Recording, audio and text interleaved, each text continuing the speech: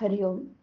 आज शुक्रवार 6 मार्च 2026, संकष्ट चतुर्थी, छत्रपती शिवाजी महाराज जयंती तिथीप्रमाणे सद्गुरू ब्रह्मचैतन्य गोंदवलेकर महाराज यांच्या प्रवचनाचा आजचा हा भाग ऐकूया.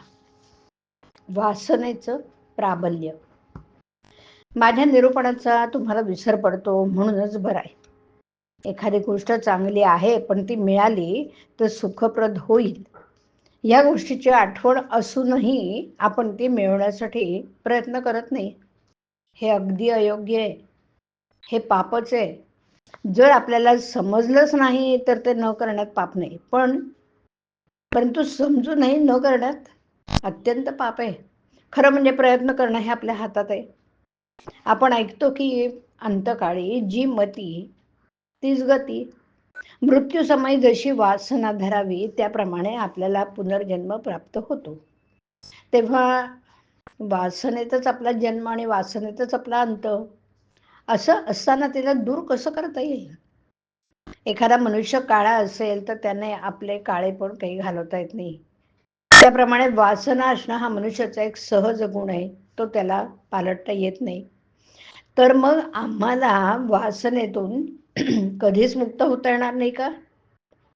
मनुष्याच्या ठिकाणी इतर प्राणी मात्रांपेक्षा जर काही वेगळे असेल ना, तर चांगलं काय वाईट काय हे कळण्यासाठी बुद्धी. आपण कळून सवरून वासनेला अहमपणाला आधार देतो. इथेच आपलं चुकतं. आपला अहमपणा इतका खोल गेलेला आहे ना की आपल्याला हे सर्व माझेच वाटतं. माझी बायको, माझी मुलं, माझं घर, माझं माझं म्हणून किती सांगावं. त्या माझेपणामुळेच अहमभाव वाढीला लागून सर्व काही आपल्या मनात उठतं. आपल्याला सुख देणारं हवंसं वाटू लागतं आणि दुःख अगदी नकोसं वाटतं. अर्थात जगात कोणालाच नुसते सुख मिळत नाही.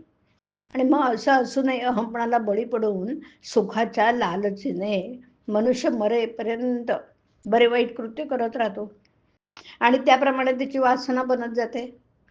वासना म्हणजे अभिमान, म्हणजेच मीपणा. अशा रीतीने अहमपणाच जर वासनेचं मूळ अधिष्ठान आहे तर तो नको का घालवायला? खरोखर मनुष्याचा अहमपणा इतका खोल मुरलेला आहे की त्याला त्याचं निर्मूलन करायला तसंच सूक्ष्म असं अस्त्र पाहिजे. आणि नामा इतकं प्रभावी आणि सूक्ष्म अस्त्र दुसरं कोणतंच नाहीये. ते परमेश्वराच्या अगदी जवळचं आहे, परंतु एवढं असूनही आपण त्या आवडीने निष्ठेने घेत नाही ना. आम्हाला सर्व काही समजतं बरं, परंतु नामस्मरण करण्याचा आळस आपल्यात भरलेला आहे. भगवंत करता आहे असं अनुसंधान जो रात्रंदिवस ठेवील त्याचाच अहंकार जाईल. हे ध्यानात ठेवून आपण भगवंताचं नाम घ्यावं. मनाने भगवंताचं होणं हे भक्तीचं मर्म आहे.